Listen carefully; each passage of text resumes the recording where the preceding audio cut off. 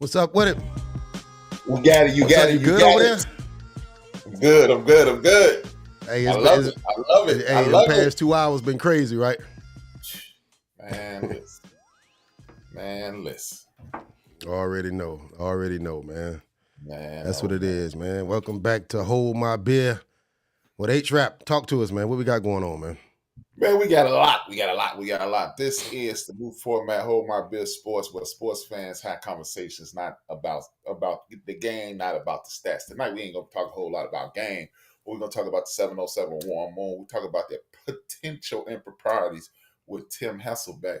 And we're gonna talk about a few other things like Doc Rivers. And then we're gonna talk a little this and that and that and this, that and this and this and that. Welcome, boy. Hit that like, hit that share. Tell a friend to tune in. It's your man H-Rap. It's your man Big Mo. Excuse me. It's Mo. There we go. Hey, Inside I joke. appreciate that. Inside joke. It's I Mo. appreciate it. That's a long conversation. We talk about that on the Chief Seats, though. Yeah, We talk about that on the Chief Seats, man. But, bro, you know what we going to get into, man. Yeah, man. You Before we already go know, get man. into it, we need y'all to Okay. hit that like, hit that share, subscribe. Tell a friend to tune in. We making things happen. No doubt. Talk to me, man. Cameron Newton, former NFL superstar, league MVP. He has been the best player in college, and he's been the best player wherever he showed up. Best player in high school, best player at Florida. Has issues at Florida. Went to junior college, won a national championship. Best player in junior college. Went to Auburn. Best player in college.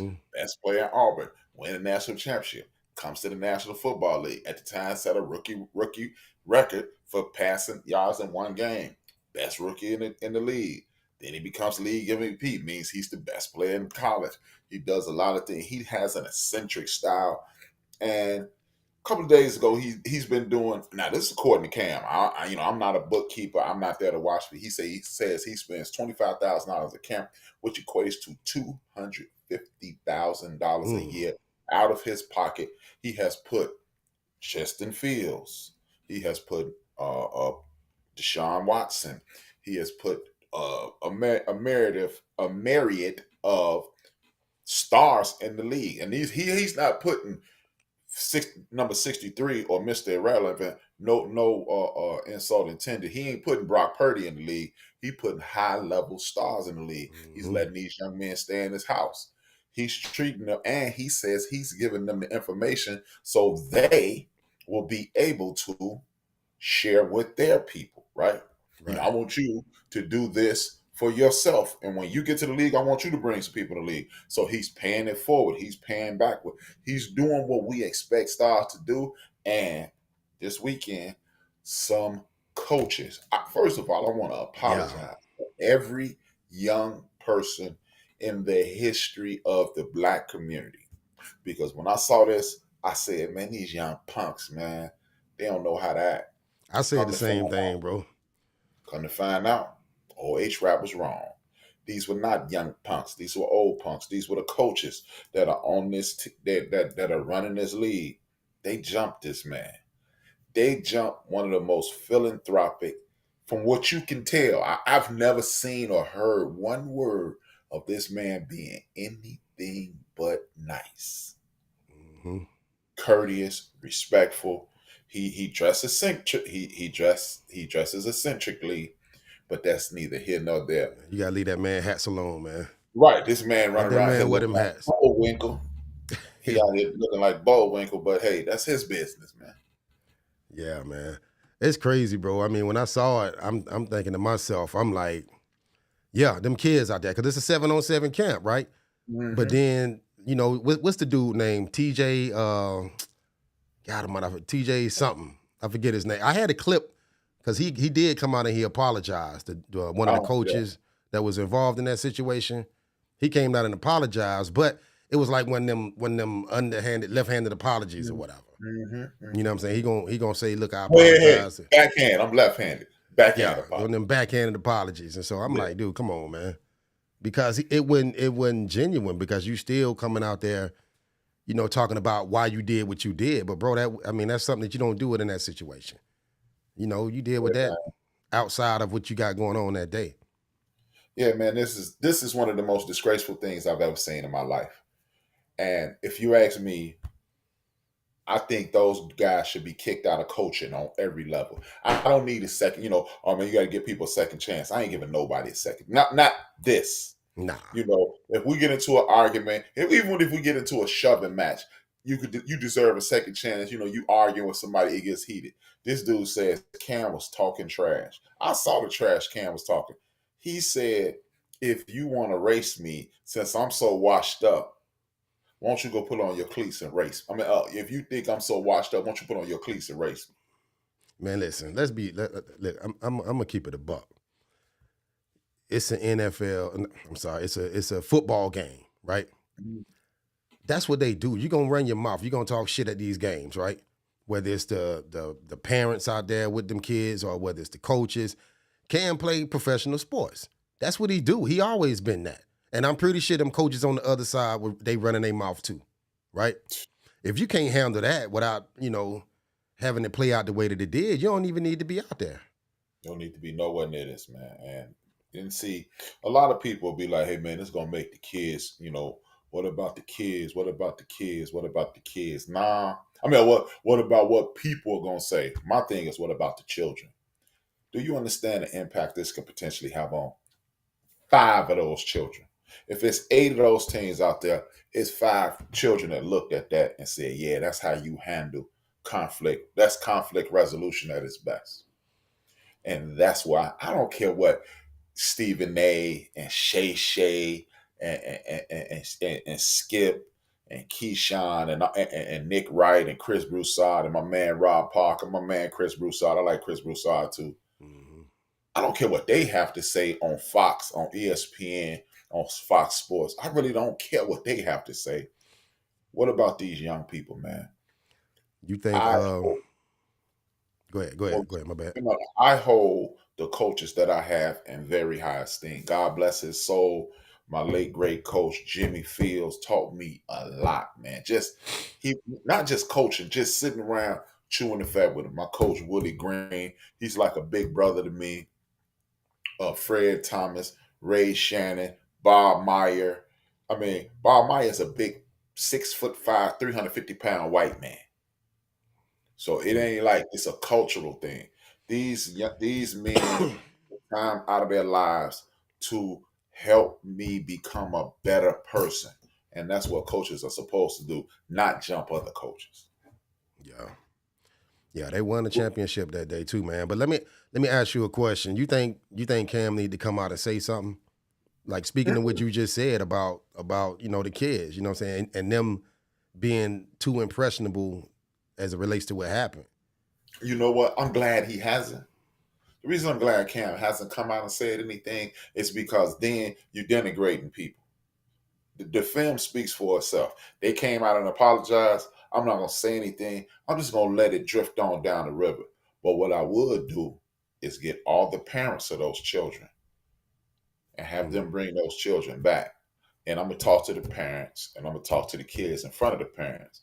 And then me and the parents are going to talk to the children about how to behave properly, conflict resolution. That's what I would do. But, dude, bruh, even if let's just say by the grace of God, none of these children that were at that camp is affected by this. What about the children? Clearly, the young man 2 years ago who was talking trash to Cam, this is a result of that. Mm-hmm. Let's talk about the blame game. Microwave said he doesn't need to say anything. Let's talk about the blame game. Okay, who fault is this, really?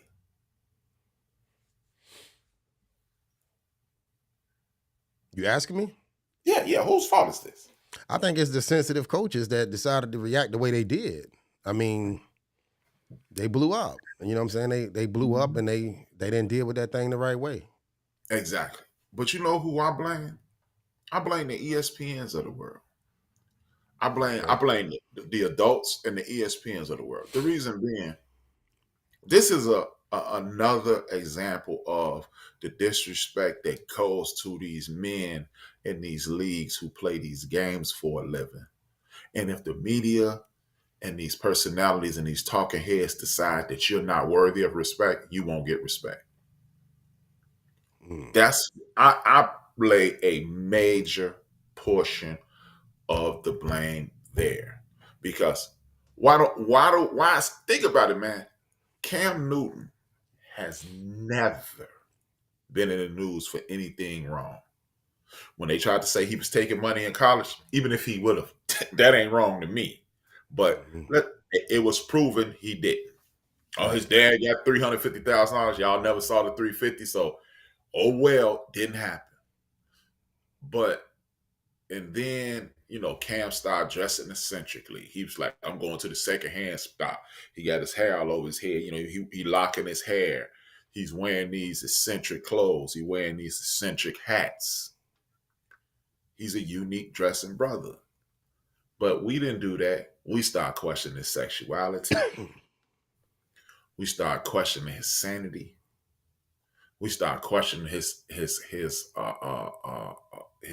decision making prowess. We did everything but accept the fact that, hey man, my man dressed different from me. But on the flip side, and I hate to go here, on the flip side, your man Kanye walking around with boots that look like he got from one of the Mario brothers, and he fashionable. He's trendy. But we've accepted this guy, and Cam is a weirdo. I don't Yeah. understand it, man. I'll say this to that though, because at the end of the day, regardless of what narrative they're trying to push with this with Cam, I mean, it's so you got a lot of the media. Most of them are coming out in support of Cam Newton, right? Mm-hmm. Days after they probably criticized him for something else. But Mm-hmm. be that as it may, they come out in support of him. But still, I mean, you said something yesterday to me it kind of stuck with me, because now what are the repercussions? Mm-hmm. Because I don't think it's been ain't no legal action popped off. And in a situation like that, I'm not even sure if it's up to Cam to press charges. It's something that happened publicly, at an event that's, a sanctioned event or whatever that's involving kids. Mm-hmm. Mm-hmm. So I feel like, I don't know, man. Should something be done about that to to them attackers? Um, I mean, not to should say I don't want to see no black man in jail or nothing like that, but at the end of the day, bro, I mean, what happened, and it happened in the public eye like that too, and a see, lot of people got hurt behind all of that. I'm not doing that. I don't want to see no black man in jail. I don't want to see no black man hurt. Nah, Because speak on guess it. what? If those three men would have been the police, we'd be mad right now. Mm-hmm. If the police would have jumped Cam and he'd have handled them the same way, see, the police. And then you got the other side, the petty bourgeoisie. These Negroes, these poor Negroes don't know how to act. Right. Dude, we got to start calling a spade a spade. Mm-hmm. They should go to jail, dog. They should. They should be That's assault. arrested for assault, Not right? only is that assault, that's technically lynching. I guess depending on where you at. You know what I'm saying? But like, Hey, that right there, to me, it's kind of like what we talked about. We had a conversation earlier too, right? About how you can't, what I'm saying? Oh yeah. Shout I'm out to looking D at Great. D Great. Shout out to D Great. Microwave. Shout out to everybody Exactly. in the chat, man. But we had a conversation the other day, or yes, it might have been the day, right? You can't really correct somebody if you don't, take that action. You know what I'm saying? Like, and I want to say what I'm trying to say without exposing the conversation that we had, right? But we was talking we was talking about quarterbacks and how we don't like to criticize them, black quarterbacks in particular. We don't like to criticize them. We want to support them because they black. But it's like, dude, if you need help in this area, if you need something to be corrected in that area, it need to be said. You know what I'm saying? You can't help them if you ain't willing to correct them. Exactly. And this shit right here was stupid. This was stupid. It was This was one of a the nigga worst moment. acts I've ever seen. Let's address D Great comment. Will we be so laid back as a community if it was three white boys who jumped Cam? See, all skin folk ain't kin folk. See, people think because I'm H rap And that's a pro-black. That's one of the Black Panther Party members. He was part of the Student Nonviolent Committee Coalition Committee, and I'm pro-black. That I'm Right. gonna overlook foolishness and tomfoolery. No, no, no, no. They attacked our brother. The enemy of my enemy is my friend, and the enemy of my brother is my enemy. Mm-hmm. Y'all attack this young brother, man. See, I'm old enough to call Cam my young brother. Cam Newton, again, man, this dude is out here doing for. Look, man, I'm old enough to remember when Jim Brown used to call out one Michael Jeffrey Jordan, when Jim Right. Brown used to call out Magic Johnson, when Jim Brown used to call out Charles Barkley, Patrick Ewing, and that whole 1984 moving forward up until LeBron James crew. Right. You've Right. never seen anybody standing up for the community. Cam is doing, like Cam was talking to Brandon Marshall. He said, name one superstar athlete that done more for the kids than me. Yeah. And you Facts, cannot. You cannot. Who got Cam beat? Nobody. So no, man, when that brother can't, hold on, I saw somebody, they erased it, they erased that comment. Whoever it was, put it back in there, man. We would love to hear from you. Again, like I say on End of the Bench, it's a conversation, not a dissertation. We want you to be involved. We want you to engage. But I ain't trying to hear that, man. Right. And I ain't trying to protect the brother. Them dudes ain't brothers, man. They are not my brothers. You dark like me. You got the same lineage as me, but that ain't it. Yeah. So the fight started. Go ahead. You want to address that one? Can someone tell me what started the whole fight? I haven't been following it closely. If I haven't been following it too closely, that's Miss Details. Thank you, Miss Details, for tuning in. I hope you hit that like button, hit that share, tell a friend to tune in. Thank you. Please subscribe as well. Now, he was just talking trash. It's a sporting event. That's what we do. We talk trash at sporting events. That's what, far be it for me for being old school, I'm get off my lawn, dude. But that's what men used to do. Mm-hmm. He was talking trash, and the coaches from the opposing team, I don't know, they lost control and just decided to attack him. But I mean, like it ain't a ton of footage. I think that clip is like what, maybe 16 seconds, under 20 seconds. But again, man, you watching that thinking it's kids when that story broke, and then you find out it's about 4 coaches. That's lynching, bro. Look at this, man. That looked like a gang fight. Yeah, I mean, like now, what if he'd have got what if he would have hurt somebody? Now, if Cam would have hurt somebody, let's say he would have broke one of them's arm, or he changed somebody's life, bang their head on that fence over there or something like that. Then what? We having a whole different conversation.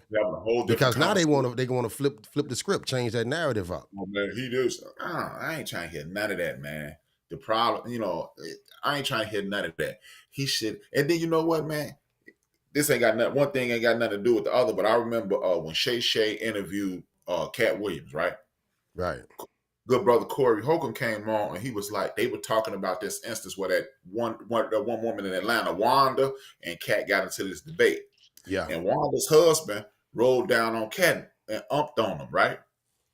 And his security just stood there. Look at them security guards. They standing there. They acting like these dudes out of force. And they scared, man. We pay you to keep people up off me, man. Now he got to pay even more money for security, or he don't do this at all. Look, this could affect generations. And again, let's just say, because we know miracles do happen, none of these children at that situation, but some kids at home going, see, that's what you got to do. You got to, hey, somebody disrespect you, you got to put their hands on you. Or you can just walk away. But walk away ain't I, because I'm disrespected, because I'm Carl Thomas and I'm emotional. Hey, man, these suckers, man. Hey, man, these dudes. I'm gonna tell you, like I heard somebody mention it. I don't want to see him just stop doing this because of this situation, right? Because I mean, you're doing it for the kids, right? They shouldn't have to suffer because of this. You know what I'm saying? And I'm not to say that's because he hadn't said anything about it. He ain't spoke on it. So, I mean, hopefully that ain't something that he thinking about doing. But But yeah, that's crazy, man. That's And from crazy. what I I hate understand, to see them suffer because of that. yeah, man. From what I understand, Cam is a man of faith. His father's a pastor, so hopefully he used those principles of faith and then get him some grace. But man, this is stupid, man, and this is nerve wracking, and this makes me sick. And it is no other way to put it. This makes me sick. Yeah. Well, we'll see what happened with that situation, man. Because I'm pretty sure we ain't heard the end of it yet. He'll come out, he'll say something, but we'll see what happened, man. You know, Anyway, you go know ahead. what? Let's talk about this one more thing about this one topic. Okay. What do you think about Shannon Sharp coming out saying, if it would happen to me, I ain't doing it no more? Yeah. That's what I was talking about. I mean, I ain't throw his name out there, but yeah. You part of the problem when you say shit like that, bro. You part of the problem. You part of the problem because now somebody like Shannon Sharp has the ability to influence a lot of people, whether it's kids, whether it's, our generation or whatnot. You say stuff like that, man, come on, man. Who you helping? Who you helping? I mean, look, luckily, ain't nothing happened to the brother. I mean, he drug dudes, 6'5". He drug them cats, they had to keep panning that camera just to keep up with him. He'd be all right, man. Don't shut down what you're doing for them kids because of that, man. And yeah, no, I don't like what he said. I hate that he said that. Yeah, man. It's and why is give up on you? Not you see the thing is with cats like Shannon Sharp, the thing like people like Shannon Sharp who go there, that lets me know that you're just looking for a reason to quit. You think you've made it, I made a prediction about him, and some of it came true so far, and I'm not gonna make it out loud, but he gonna hey, Public Enemy had this song, man, back on their first album. You're gonna get yours, Yeah. Yeah, and that's that's crazy, all I'm man. gonna say. Yeah, I Miss wish you Detail, wouldn't have said I'll that. take it a step further. It's a lot of jealousy in the black community, and a bunch of men who never anointed to Never amounted to amount to anything in anything life. in life are here coaching. Exactly, they living vicariously through these young people, Mm-hmm. and then you gonna mount up, man. Hey, man, all I know is when we used to play ball, if somebody was talking trash, you either took him out on the field or you shut up. Right. That's it. Look at this. This dude beating up three to five chumps and his hat not even coming He off. got the bobby pins in the hat. How you get He, jumped by three dudes and your hat don't come off, man? and then you could tell, man, he was showing some restraint too. Yeah. He could have hurt them boys, man. He could have hurt them. Come on, man. What you thinking? Let's see. You out That's your that's mind. today and yesteryear. Because back in my day, people in these street organizations would have handled them chumps. And I Yeah. ain't bragging. I ain't big upping nobody who are part of a street organization. But Mm-hmm. I can remember this one instance where this one street organization that used to run my original neighborhood, the one I was born into, the one my parents come from, and the leader of the street organization out there, and one of the cats that was my age, he used to always follow up behind them. And dude stopped. He said, "Hey man, why don't you come over here? Why don't you go over there with your friends?" And he Yeah. said this thing that a lot of people used to say back in the day: "Hey man, catch up with your crowd." Mm-hmm. He was like, "This ain't for you. Catch up with your crowd." He didn't catch up with his crowd, and guess what happened? To this day, that same dude is on the run for attempt murder, Mm. right as we speak. Mm. He kept chasing up behind them. They said, "Well, come on," and they gave him what he was looking for. Yeah, D Great say I like to see Cam and those men have a meeting and show an example of squashing the situation. Hey, it's squashed. I'm not having no meeting. If I'm Cam, I ain't sitting down with none of y'all. You know what I'm Yeah, saying? That's something that y'all been holding on for a minute. That right there, that didn't just start that day, right? You been felt that way. You been wanted to try me, and you did it. It ain't nothing to squash. I mean, y'all put hands on it. When y'all put hands on it, you saw what it was, and I mean, it's over with. Ain't nothing to talk about. I ain't coming for you, but I ain't finna argue with you. I ain't finna act no situation over fool. with. Yeah, it's over. Situation over with. But I mean, I'm with you. I'm not sitting down having no conversation with you. I don't want to talk to you. I don't want to be your friend. I will sit down with the children and the parents, and I say, hey man, we got to get used to conflict resolution, and then we're gonna move forward. And that's Right. it. Right. Because you stand on that side of the field, you say what you got to say. I'm gonna say what I got to say over here. The minute you put your hands on me, Right. it's It now, ain't now, no now we done took that next step. right. Now we done took There's that no, next step. yeah, there's no So room for a peaceful resolution now. What is it gonna be a nonviolent resolution? But I'm done with you. I'm done with you. And yeah, then we're when I not see you squashing it. again, I shake your hand and keep it moving. So when the kids see me, see you, shake your hand, keep it moving. Yeah, we're not I ain't squashing the finna give you no, situation that you started. right. You know? I ain't finna give you no, what up, brother? Like, how you doing, coach, whatever. If you should even be allowed to coach. Yeah, and that's another thing. Definitely don't. None of them should be able to coach again. Not on that Ever. level, anyway. Ever. On no They shouldn't be level. able to coach. They shouldn't even be You able to shouldn't coach even be able again. to coach on Madden. Exactly. For real, you shouldn't even be able to coach on Madden. Nah, get out of Yeah. here. All right, you want to talk about these coaches under the hot seat, man, or we gonna move on to something else? We might as well, man. Let's hit that Monty Williams and that Doc Rivers, man. Speak on it. Monty Williams and Doc Rivers have found themselves in a precarious situation. Monty Williams is in a rebuilding situation with Detroit Pistons, and Doc Rivers is in a continuing a legacy situation with the Milwaukee Bucks.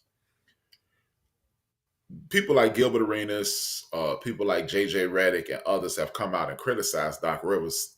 JJ Redick being the most prominent, seeing how he said it on the largest network in the world, ESPN. He said Doc Rivers has a lack of accountability. It's always someone else's fault. Austin Rivers, Doc Rivers' youngest NBA son, the last one. He's actually still an active player. He hasn't officially retired, but in essence, he's retired because he's on ESPN. He came up, he stood up and defended his father, saying that my father is accountable, has been accountable. He's the one who's gotten fired. With that being said, the question I ask for you and the listeners is this: is it Doc Rivers' fault the team's collapse, or is it the players' fault? Because all I know is this, as Austin Rivers says, JJ, you had the best years of your career under my father. Mm-hmm. Yeah, y'all had teams collapse, but at what point is it not the X's and the O's and it is the Willies and the Joes? Right. I I'm think, listening. first of all, I think Doc is a great coach. I think he's a great coach. I think he has been for a long time. I think for whatever reason, I expected him to kind of just take it to a different step. You know what I'm saying? And I feel like a lot of stuff done kind of got in the way. I ain't saying he no perfect coach. I mean, some of that he got to take ownership for some of it. I mean, he come in to Milwaukee in what was it, January? I think it's down on the ticker in January, and you sub 500 with superstars. Now, put it in perspective. You got two stars that's never played together on the same team throughout their career, and realistically, it's gonna take that gelling period for them to really click. But bro, it's a long season.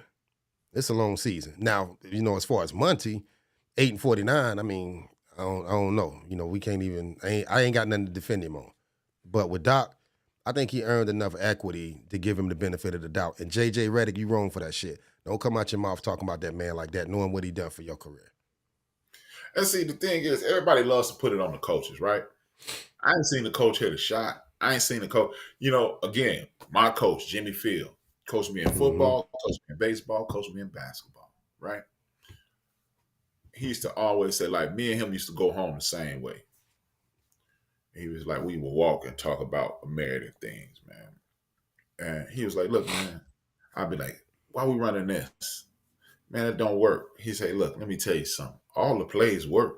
That's why we use them. Mm-hmm. It's about the execution of those plays. Like, Right. look at Doc Rivers' career. Oh, man, he lost 3-1 lead to the Pistons when he was in Orlando. He had Tracy McGrady down there. He shouldn't have lost that. But all I want to know is, when last time with him playing significant minutes, Tracy McGrady got out the first round of the playoffs? So Jeff Van Gundy not a good coach? Mm-hmm. Tracy McGrady has never won a playoff series where he was the focal point. He sat on the bench with the Spurs and played in the finals, but he ain't play. So you saying Tracy McGrady ain't no good? I'm saying, at what point do we blame the superstar, the Hall of Fame basketball player? I tell you, and look at it like this too. Like, think about some of the players that he coached. Look at the success he had when he was coaching them versus when they left or when they moved on to a different situation, right? You know, I think one of the first names coming to mind is Blake Griffin, right? Mm-hmm. You know, and I mean, I'm pretty sure you can think of some other ones, man. But I mean, the Chris players that Paul, Blake Griffin. I ain't never seen anybody leave Doc and flourish. right. So, I mean, I ain't seen nobody leave Doc and become the focal point of a championship. and he keep getting jobs. We talking about how he always getting fired, right? But he keep landing a job. I mean, and if he leave here, he'll get another one. You know, look, they know what he is. They know what he. And I'm not trying to excuse him, man. But I can't really put my finger on, you know, where he was the main problem. Because like you said, I mean, you know, you got to hold them players accountable too. Let's just look at the Orlando situation. He didn't get it done. He lost 3-1. Tracy McGrady. But when he went up 3-0 or 3-1 on the Pistons, wasn't he a good coach that part of the series? Mm-hmm. And the last time I checked, people tell me you got to bring your lunch pail when it's time in the closeout game. Right. So where was Tracy McGrady at? Okay, that was Doc's fault.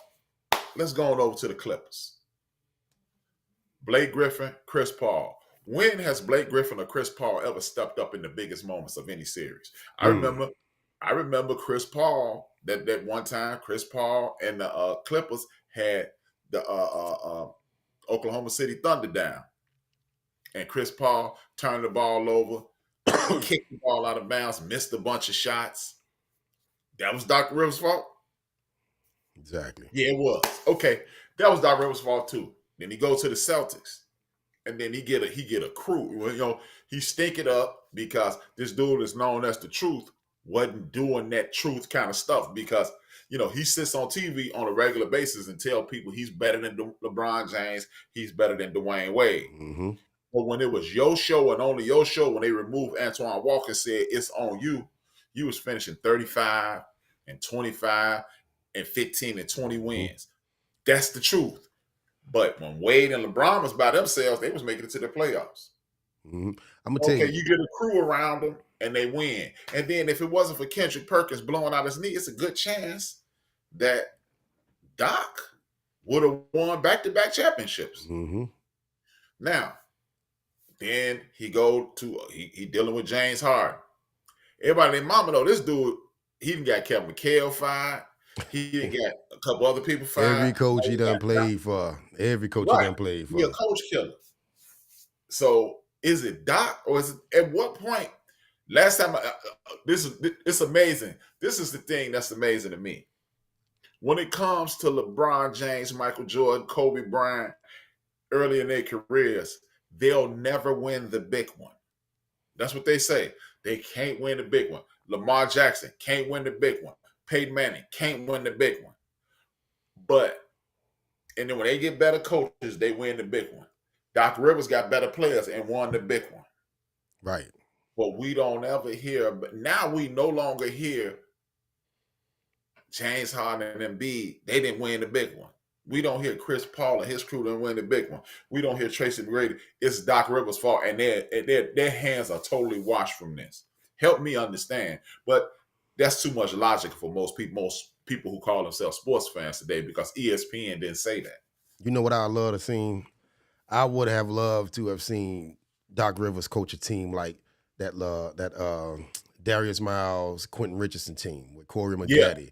That young Clipper team. I can't think of a team that he coached that was just a young, up and coming team with a lot of stars and with a lot of young potential and young stars. That would have been dope to see that. I'm just curious to know what he would have done with that team, and I don't know if he'll get that opportunity. But what's the youngest team in the NBA right now? Off the top of your head, it ain't Sacramento? The youngest, probably Sacramento Kings, the Memphis Grizzlies. Maybe the New Orleans Pelicans. Yeah, get him on the team like that, man. See what he do with it. Because I think those be the coaches right there. Because these coaches that got these ego tripping superstars on their team, you know, they gonna get you some wins eventually. You know what I'm saying? But don't make your name like that. Make your name like when Mark Jackson had that Golden State team. You know, something like that. And look, hey, I remember about 6 years ago, Mike Brown was the worst coach in the world. Mm-hmm. He was only good because he had LeBron. Remember that? Right. He only got to look at him. He with the Lakers, they stink. Look at him, he over here, they stink. I remember when he was when Steve in Sacramento, and we don't hear it no more. Hey man, it ain't the X's and the O's. Sometimes it's a lot of times it's the Willies and the Joes, man. And I don't want to make no mistake about it. You got bad coaches. There's coaches out here that ain't got no business with a clipboard. But yeah, okay. Microwave say Detroit is the youngest team. Give him a team like that. Give him some young guns, man. See what he do. And see, again, back to the original point, Monty Williams. Everybody killing Monty, and they the youngest team in the league. And being the youngest team in the league, now you talking about dealing with a bunch of 19 to 21-year-olds. These dudes don't even know how to play basketball. I tell you what, though, he better do something about that 8 and 49. Get them boys to buy in. They got to get it. Because, I mean, you know how the NBA go. I mean, regardless of, even if they know what's going on, they know what time it is, bro. You ain't winning, you ain't surviving long. Hey, man. And he went off. You see when he went off on the refs? Yeah, I mean, but see, the thing is, and that's the thing, man. He going off on the refs. That's, you know, I'm going to hold that thought, and I'm going to go back to the Monty Williams thing. Monty Williams, his feet will be held to the fire because ... But when in New Orleans, he ain't had nobody with no heart on his team, and they couldn't win. Because I don't care what Anthony Davis, he ain't got no heart. I don't care what nobody say. He ain't got it. He don't have it. He's a perennial Robin. He's not a Batman. Now he up here with these dudes who 19 to 21 years old who don't know how to play basketball. Gilbert Arenas last night, I just happened to be up at 50 million o'clock, and my TV, for whatever reason, I refused to set the sleep timer so it could go off. But Gilbert Arenas show popped on. And Gilbert Arenas, Cheryl Swoops, and what's that boy name? Rashad McCants. They was talking about ain't no defense. And Gilbert is trying to say, no, it's not that it's not defense. It's just everybody is so offensively astute that you can't play defense. Now, how stupid is that, man? Cheryl Swoops is going, no, that ain't it. Ain't nobody trying. McCants, you know it's rough when McCants is making sense. I was just about to say, he done said something stupid. No, he was like, it's about effort. And speaking on his reputation. Gilbert is talking all this stuff about, no, it's this and it's that. And it's like, nah, it's not that. How could you learn how? First of all, you can't learn how to play basketball playing AAU, playing 8, 9, 10 games a day, and none of those losses count. Losses make you better. I will go to my grave saying that. You learn more in a loss than you do in a win. Because a win, you can say, but we won. But in a loss, especially if you get choked out in the game, you learn way more in a choking out than you will ever learn in a W. And these kids, they just know, everybody else talking about it, they're more talented. They could dribble better. So they know how to do individual drills, and they know how to shoot from the cheap seats. Right. And what else can they do? Can they outthink you? No. And that's why they're terrible. How could you learn and you spent your entire career being bigger, stronger, and better than 99% of the people in your state? You can't learn that way. Nah. You can't learn that way. So I can't hold Monty accountable either. You're going to give me a bunch of dudes who spent a year in organized ball, and then you're going to tell me, okay, Monty, these dudes don't know what pick and pop is. These dudes don't know what a pin down is. These dudes don't know none of the basketball jargon. Go win with them. No, I ain't trying to hear that. What up, nephew? But yeah, I mean, I'm an 8 and 49 record. That's something got to change. I mean, as a coach, what are you gonna do now? All right, are you gonna go to the GM and go up to the front office and ask for all right, look, I need some help. Y'all hired me for this position. I need the tools to do my job, right? Mm-hmm. That's all you got left at that point. That's all you got left at that point. We having some audio issues, man. I don't know if y'all can hear us or not. I apologize for that. We'll try to figure it out. Make sure we get that thing right the next go round. Until the National Basketball Association stops trying to entertain via the highlight reel and start entertaining via the actual game, we will continue to have this problem. I'm not going to draft you as a senior because you're only going to get so good, but I'm going to draft you as a 19-year-old because you're going to get way better. Right. That's stupid. And this is why Bill Belichick used to dominate in football. This is why if Bill Belichick had Dak Prescott, he'd still have a job. Because I'm going to draft you. If I was a GM or a coach, I would be drafting nothing but juniors and seniors. Like if you get a dude like, what's his name? The French cat in San Antonio. Victor Wembanyama. Yeah. If I had him, I'm drafting nothing but seniors around him. Yeah. Yeah. That's all I'm drafting around him. Because now I'm drafting talented guys who've been in a structured environment and they understand that dude better than me. And all I have to do is my job. Mm-hmm. Instead of drafting these superstar dudes who out there trying to get a max deal. Are you trying to win? Because guess what? If we win, I'm going to get a max deal. Mm-hmm. If we win, I'm going to get a max deal. But you got a bunch of guys running up and down the court that's just looking to hear da-na-na, da-na-na. They wait for Scott Van Pelt to say their name. They Steven and Shannon to say their name, Broussard and Parker to say their name. They're not trying to win. And that's what's wrong with the league right now. Yeah.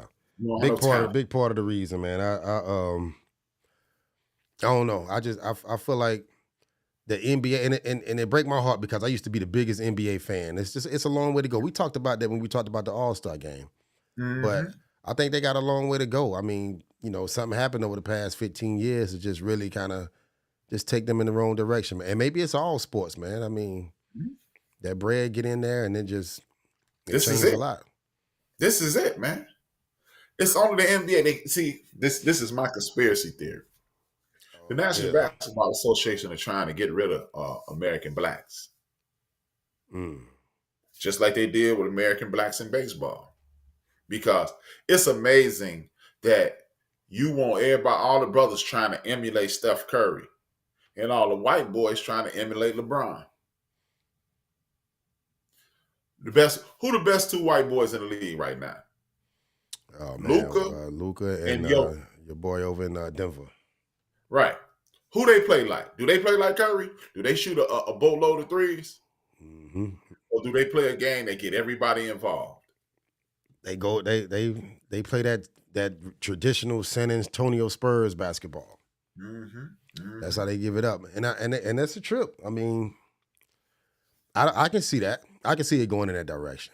Mm-hmm. I can see it going in that direction, but you're not going, bro. In American sports, you gotta have this. Yeah, but see, that's the thing. They not gonna be They just open up NBA Africa. Yeah. One of the best players in the league right now comes from Greece, and he got the skin. Mm-hmm. And if we keep letting these black kids go to AAU and they don't get fundamentally sound and they don't understand this game, guess what happens? They're gonna be useless. Mm-hmm. And they're gonna be going over to Europe, and they're gonna be missing out on these opportunities. And then they're gonna be think about it, man. Think about this.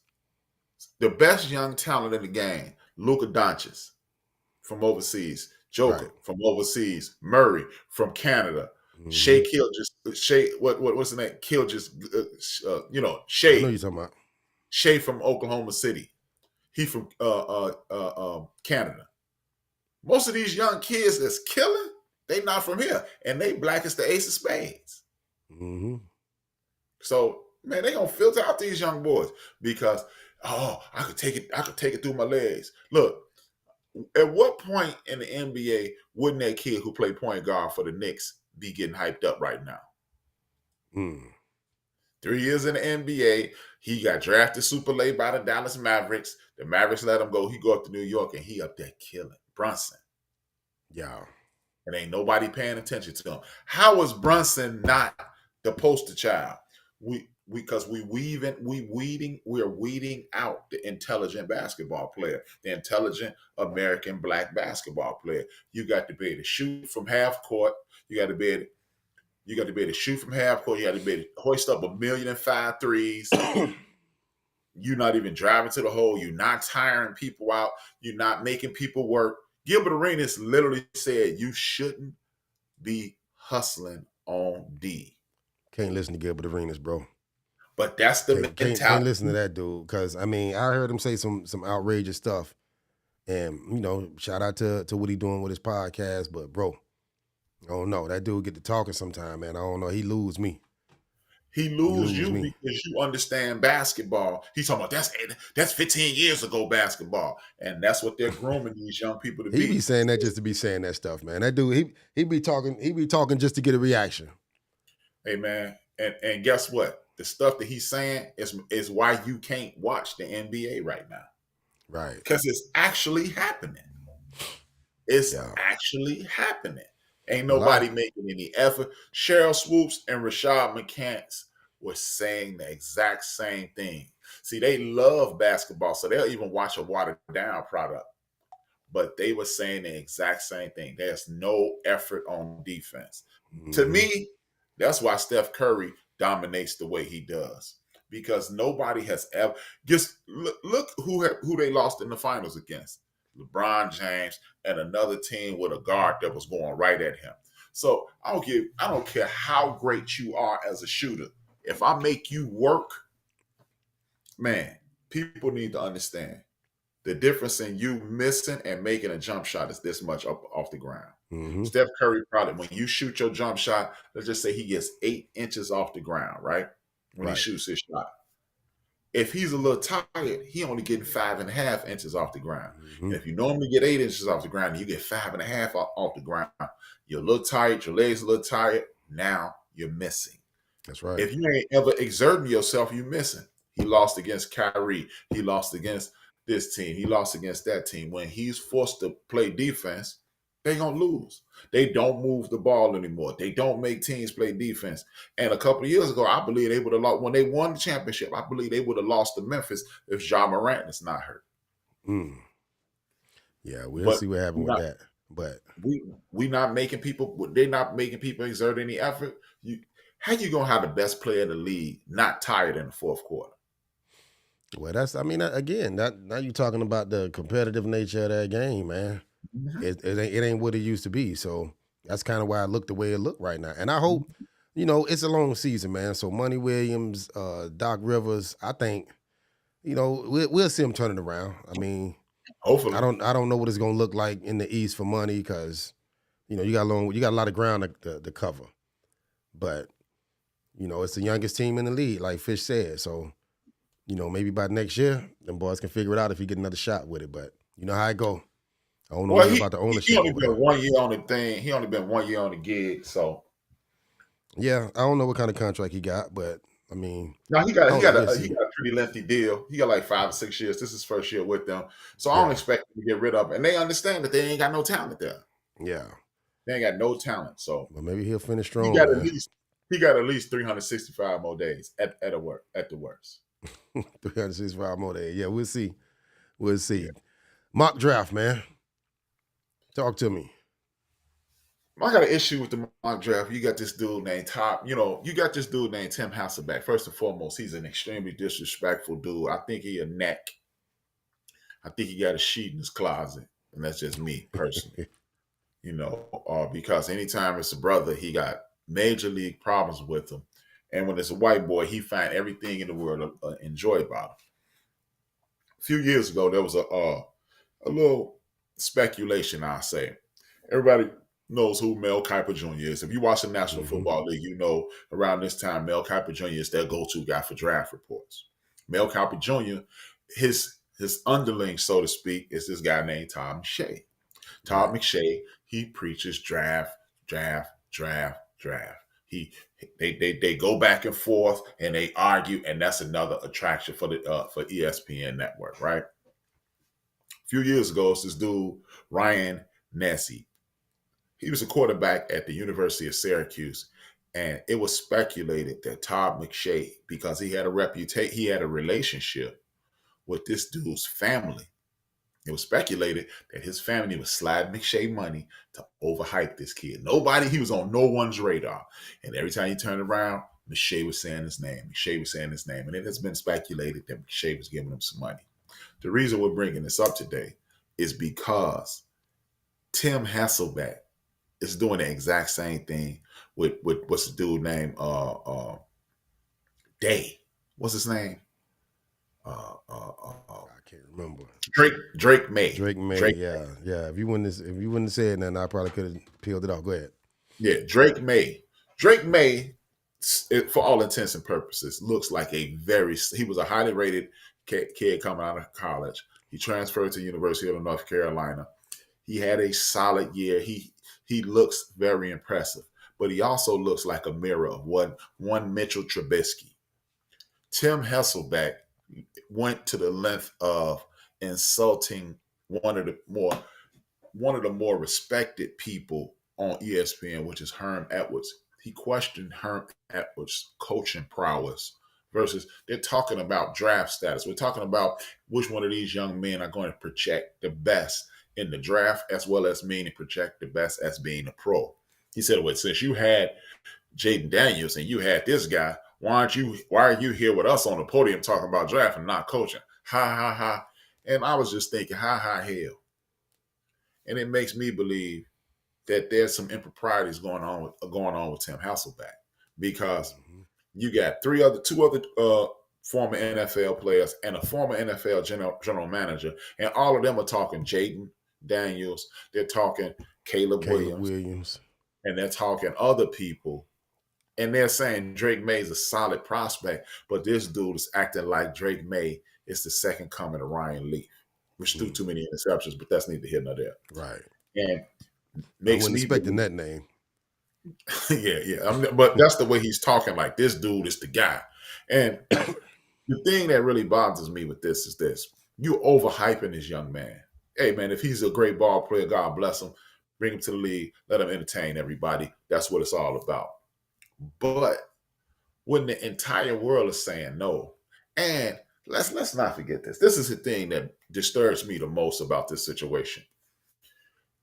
All the major universities have a moniker. Like, at one point, Alabama was linebacker university. Lately, they've been wide receiver university. Penn State, they're world famous for their linebackers and defenders. You got going back to the early 80s, like 86 with Shane Collin. Yeah. You got the mid 90s with LeVar Arrington. You got my man Michael Parsons now, and a myriad of others throughout the middle. You see USC and the U, they're famous for having somebody in every position. Ray Malaloga, linebacker, played many years with the Cincinnati Bengals. You got Troy Polamalu. You had I can't think of the kid that was Shane Matthews, the Matthews kid who played a bunch of years up in Green Bay. So they got somebody on the great push. OJ Simpson, Ronnie Lott, Joey Brown. I mean, there's a myriad of players that's coming out of USC from all positions. You got the U. The list goes on and on with the U. Every institution has a situation whereas, hey man, you get a linebacker from here, wide receiver from here, so forth and so on. Usually, you don't get quarterbacks from places like North Carolina. You don't get quarterbacks from places like the University of Michigan. You don't get quarterbacks from the places like Ohio State. Yeah, C.J. Stroud. Yeah, C.J. Stroud looks impressive, but who's the quarterback before C.J. Stroud? It's only been 3 quarterbacks of record in my lifetime that were worth a damn that came out of University of Michigan. Jim Harbaugh first, Elvis Gerbach next, and then Tom Brady. And they got over 100 years of football up there. So usually when you're a position player or a skill player or whatever, when you're a quarterback and it's been a bunch of failures at your position. They go, oh, don't get nobody from that school. Like, ain't nobody going to get USC. Caleb Williams might be the best quarterback in the history of USC. Carson Palmer, bum. Matt Leinart, bum. Rodney Peete, solid ball player. The rest of them dudes is Yeah, I agree. Iffy. So this is why I agree, believe but there's I some mean, form of impropriety going on. first of all, Tim Hasselbeck ain't got no business talking about nobody. I mean, we know what. Come on, man. That's what you call him. What you call him the other day? That's what's his name, little brother. Yeah, he Matt. Yeah, that's Matt Matt, little brother. You're gonna be brother. forever recognized as Matt Hasselbeck, little brother. Come on, Exactly. man. You talking to Herm Edwards? You got to show a little bit more respect than that, bro. Exactly. But yeah, I'm with you. I saw a little bit of that, but yeah, he done pulled one of them white sheets out the trunk. He one of them. Yeah, man. I think he a pure neck, and I hope this goes viral. The man is a neck, and Say he's it. Tell him how you feel, Rap.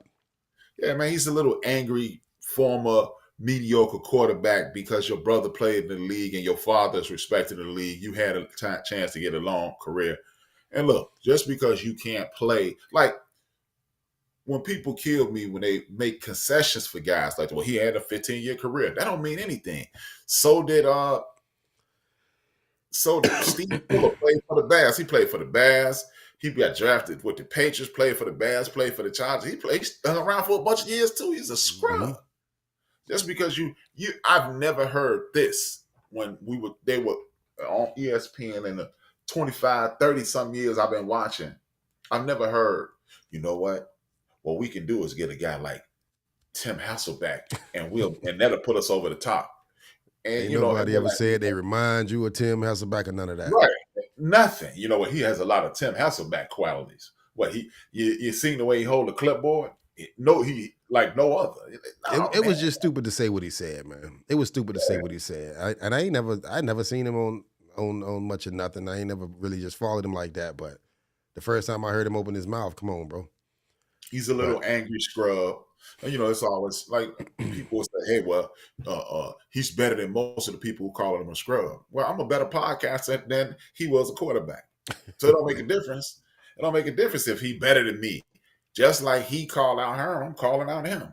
Right. You cannot coach. Herm can't coach. But guess what? Herm has put about, in the 7 years he was at Arizona State, he put a gang of guys in the league. So I can't coach, but I can evaluate talent. He was there 7 years? Yeah, he was there 7 years. Damn. Look, Jerry West couldn't coach, but he could evaluate talent. Isaiah Thomas allegedly couldn't coach, even though he coached the NBA All-Star team. I ain't never seen any bum coaches do that.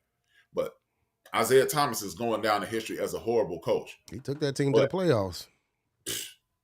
And he also drafted McGrady, Carter, Stoudemire, Camby, David Lee, Trevor Ariza, and a host of other guys who help people win championships. Yeah, he knew some hoopers. So yeah. So I might not be able to coach talent, but I can identify talent. Exactly, man. Tell us what you got coming up, man. Well, tomorrow I might not be. It's a 99.9% chance I won't be on tomorrow because my guest's mom fell sick, and so they got. I'm scrambling. Yeah, prayers up. He will be on the following week, so I'm scrambling now trying to find a guest for tomorrow's show, Rapper with H Rap. Well, I have conversations with people and hope to have their opinion, their life and their story inspire people to be as good as they can be. I reached out to a mayor who's being much maligned. This young lady, she's a mayor of a south suburb here in Chicago. She was on Rolling today. I reached out to her today. I reached out to a brother by the name of Sonny Parker. It's actually Jabari Parker's dad. He's a Chicago basketball legend, drafted number 17 in the first round for the Golden State Warriors. I reached out to Sonny Parker. He has done some tremendous things. He's one of the more popular figures in Chicago sports history, Chicago West Side history. He drafted by the Golden State Warriors. Went to the same high school as Kevin Garnett.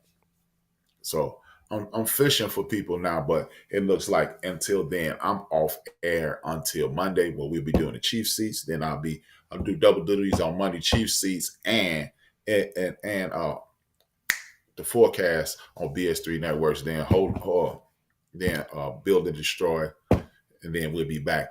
Hold my beer, and then I'll be back rapping with H-Rap next Thursday when my man Dan Officer. Get this, he's a police officer, Lieutenant Dan Allen. Lieutenant Dan. Lieutenant Dan. But Get yeah, him on the good. show. Get him to talk about how people be coming at him for that name. Oh no, he only been a lieutenant for a couple of years, man. He only been a lieutenant. They done got him. A couple of years, he done heard it. I promise you that. No, that's how I know. He wrote it on Facebook and just got a promotion. Now Lieutenant Dan. Lieutenant Dan Allen he's a good dude, man. He teaches music. He created a program that my son came up in. It's called Divine. He's a man of faith. It's called the Divine Purpose Program. Dope, super Music. dope, man. Yeah, man. So he's gonna be on next week. You know, prayers to Miss Allen, prayers to his family for a speedy recovery for Miss Allen. But with that being, you know, if I don't find anybody, I'll see y'all Monday. But there it is, man. And I'm gonna be wherever I'm at. And until then, I'm gonna get at you. Oh, damn. That's dope. Yep, that ain't the right clip. But anyway, we out of here.